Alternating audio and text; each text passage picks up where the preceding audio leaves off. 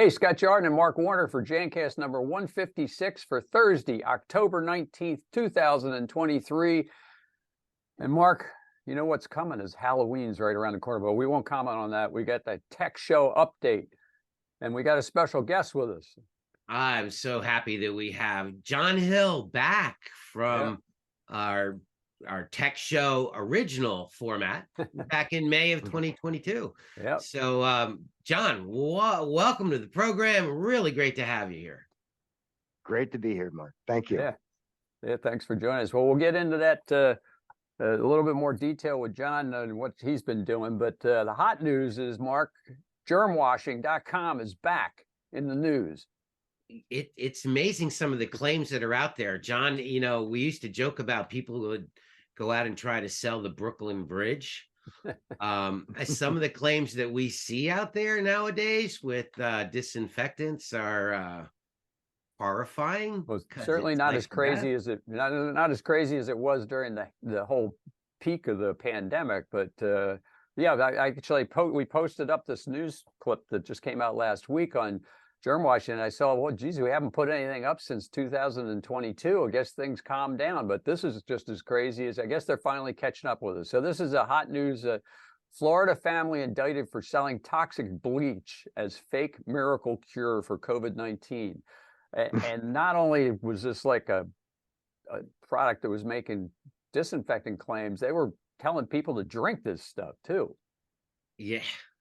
They said that it was industrial bleach, Jon, and they were telling people that it cures cancer and Alzheimer's and autism, and all you got to do is drink it. Wow. Yep. And what went through my mind is, well, sure, it cures them all. It kills the person, so they don't have any ongoing ailment after that. But the fact that that's actually out there is horrifying. And they would actually say to drink industrial bleach. Excellent marketing. Their product was called Miracle Mineral Solution, or MMS, chemical solution containing sodium chloride and water.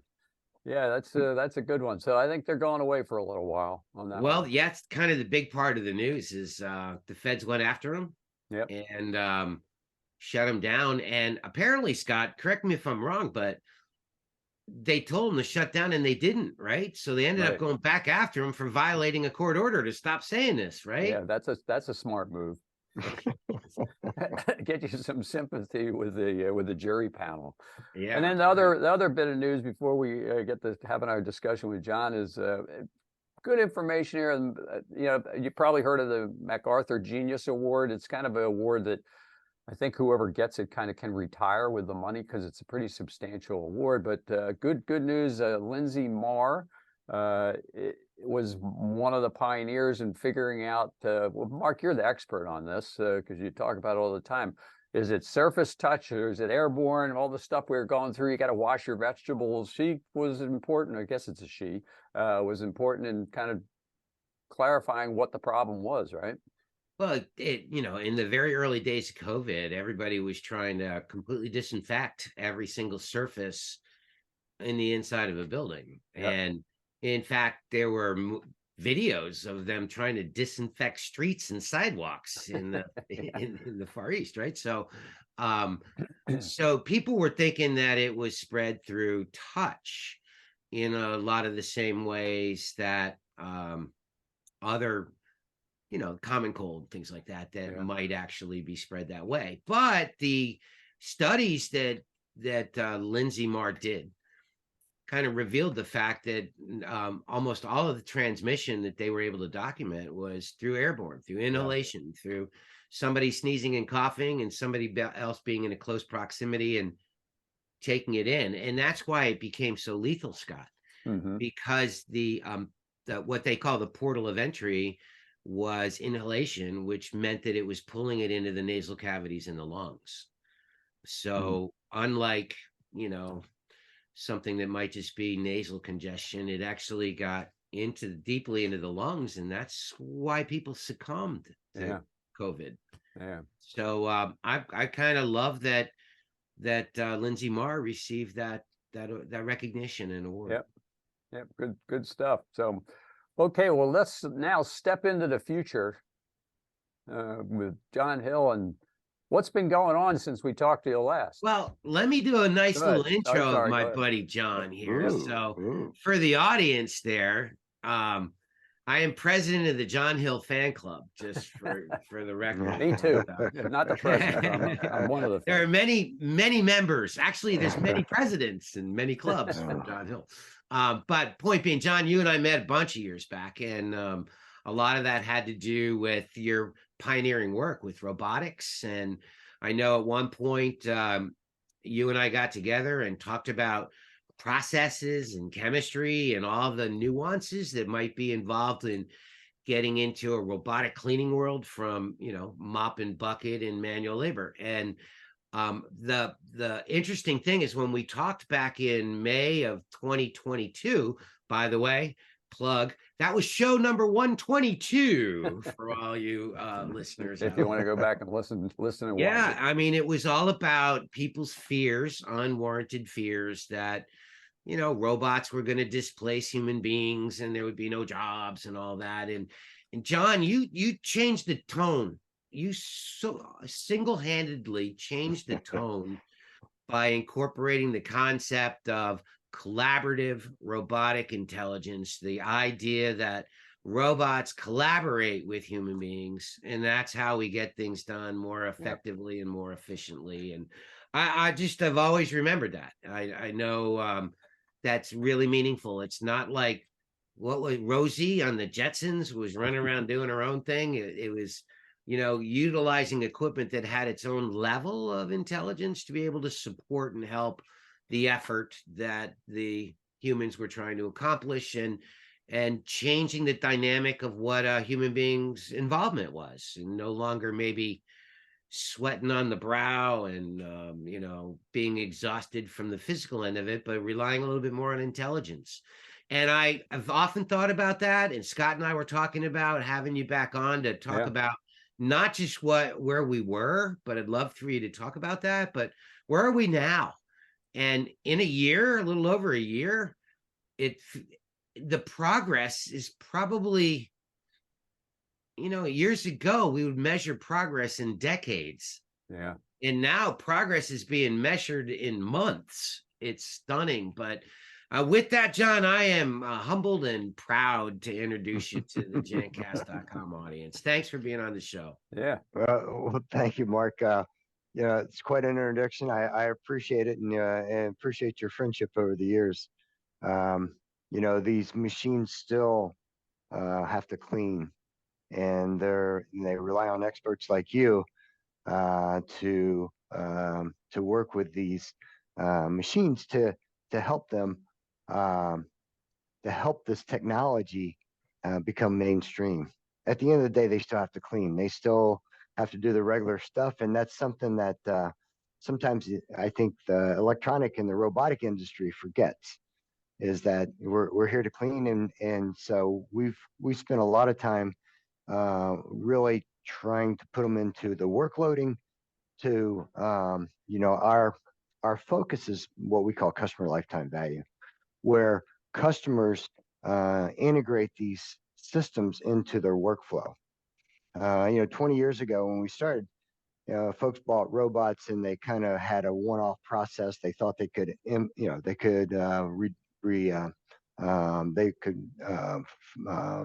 replace labor with machines, and you can, but it requires to change your whole workloading approach.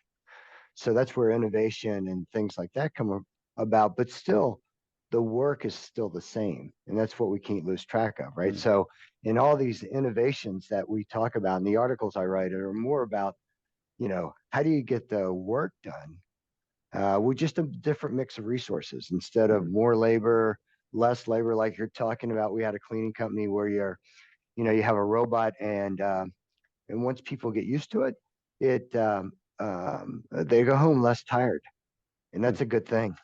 One of the things that when people ask me about robotics, I basically talk about the fact that it's not about having a robot to do it the way a human would, or vice versa. The idea is a collaborative effort where there's an increased level of effectiveness and an increased level of efficiency. Yep. So now the bar gets raised. It's not just doing it as good as we used to in a different way. It's that we're actually coming up with a better outcome by collaborating between robots and human beings. And, part of what training has always been about for me is increasing the efficiencies of being effective and raising the benchmark of what's considered to be truly effective. So I think that's where all this fits in for me, Jon. And I bring your name up often when I Jon's my friend,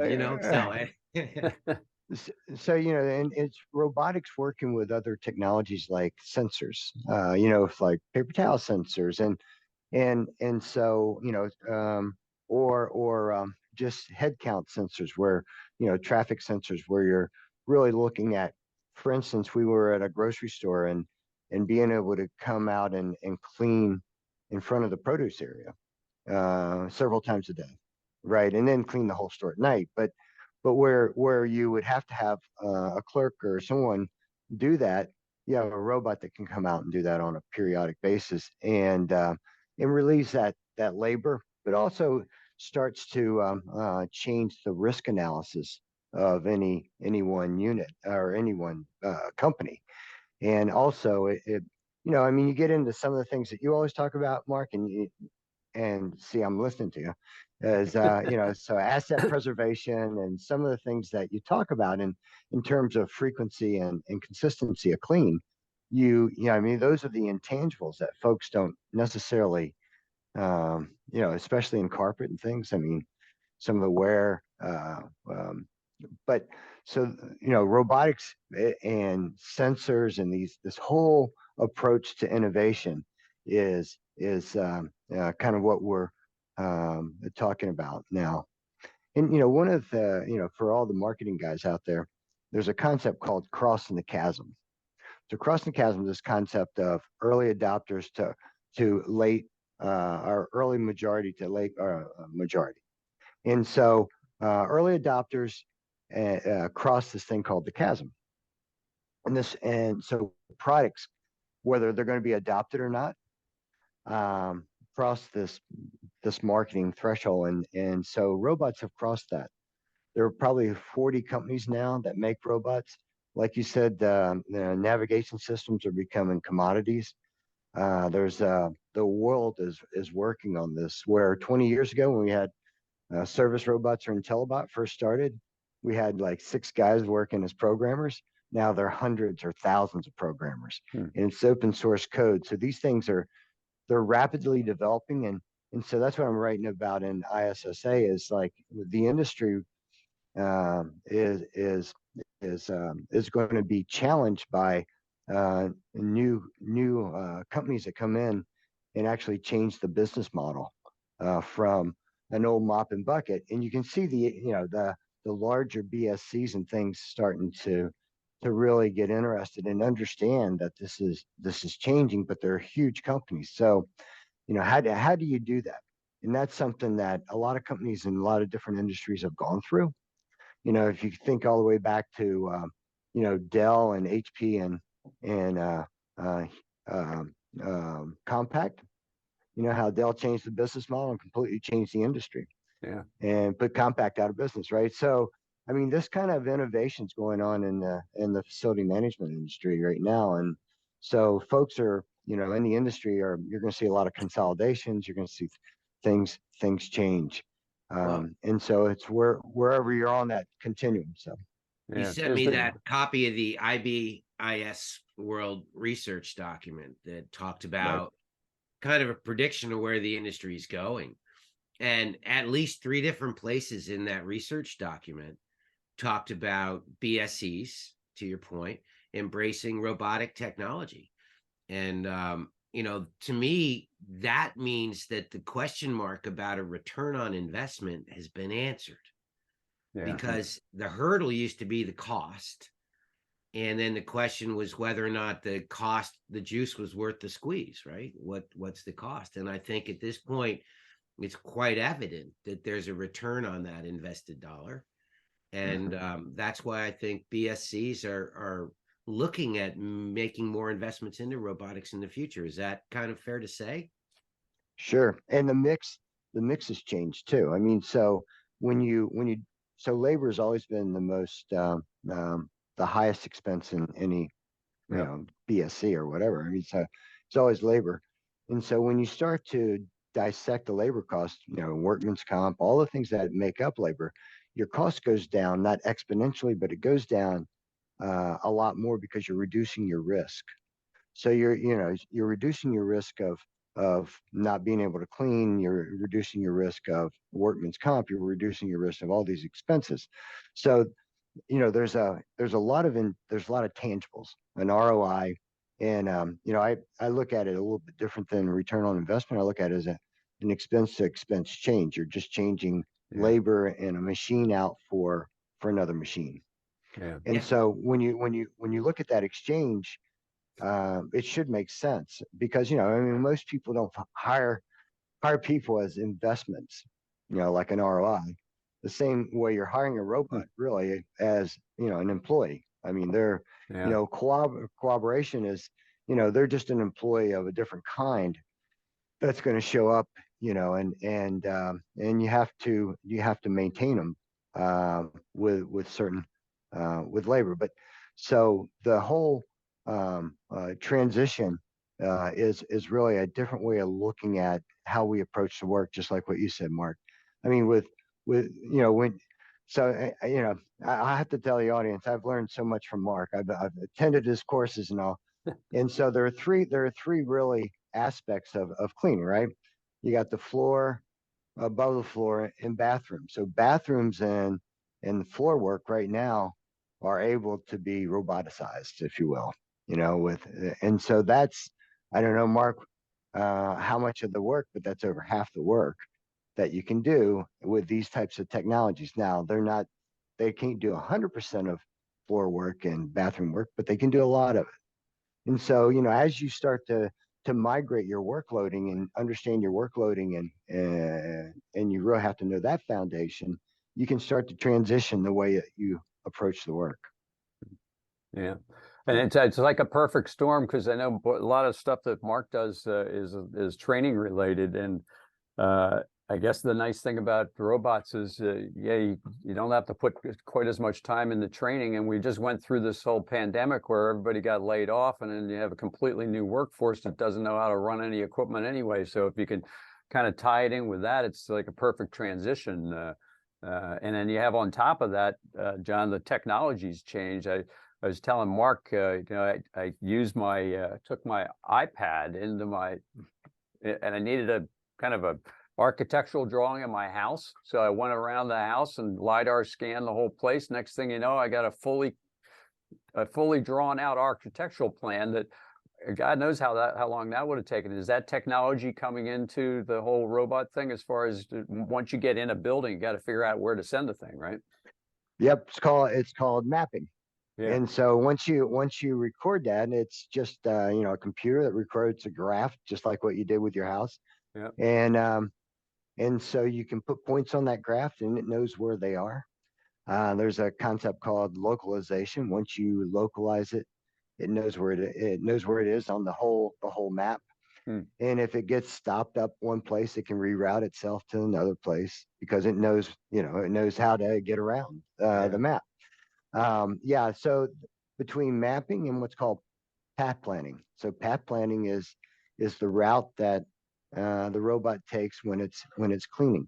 So, for instance, this might sound trivial, but the less turns you have, the more productive the unit is, right? So because it slows down, so it matters in how you path plan to optimize your productivity out of the robot. That's like the UPS truck not making left turns. There you go. It really does matter, when you add them all up. Yeah. Aside from the accidents and everything else. Yeah. Cool. So the LiDAR has most units have LiDAR, which is for longer range, and then that's light detection. and then cameras for shorter range. So cameras are really are more for short range identification of objects. And there's really two modes to the robots. One is when it's on its map and it doesn't have an obstacle in front of it. It is running a pre-programmed map. As soon as an obstacle comes in front of it, it goes into what's called obstacle avoidance mode. And then it tries to reason with whatever obstacles in front of it. So it's just like it goes through a self-driving whole cars. series. It's like self-driving cars, exactly. Yeah. And so it goes through a reasonable, all these units, no matter what they are, they're all built for safety. And so they'll shut down, if they're in a particular situation where they feel like, they can't get out of the situation and they can't move, they'll shut down themselves. So, they're really improving all the time. One of the things that I think extends the life of these or extends the productivity is workstations. So more and more of the units are having charging stations and workstations for the scrubbers that dump the water, charge them, and then go back out without human intervention. So that eliminates, you talked about training, that eliminates some of the training that you need if you can have a docking station that charges. It still needs some maintenance, but it's very minimal. Yeah. Wow. So John, I know you're speaking at the upcoming ISSA show, and I know part of that presentation is all about embracing this kind of technology. And can you tell us a little bit of maybe a preview of what that seminar is going to look like? Maybe we can fill the house. Oh, cool. Absolutely. So much appreciated. And yeah, you always help me in these presentations. So hopefully we will fill the house, but yeah, hopefully it won't be a seminar either. It'll be more of a question and answer. So what I'm trying to do is just talk about the work itself. So we approach, the selling of robots or the positioning of robots from the work out. This is not a robot. It's it's a scrubber or it's a vacuum. And so that's what I'll talk about is, okay, we've gone into some situations. For instance, I'll just give you a couple of examples, quick examples. Used to be, when you're talking robotic used to be, it's like a year, maybe 6 months or so. It's not like it's 10 years ago, right? So you would think about productivity in terms of total productivity of a unit. So a unit can run, 10,000 square foot an hour.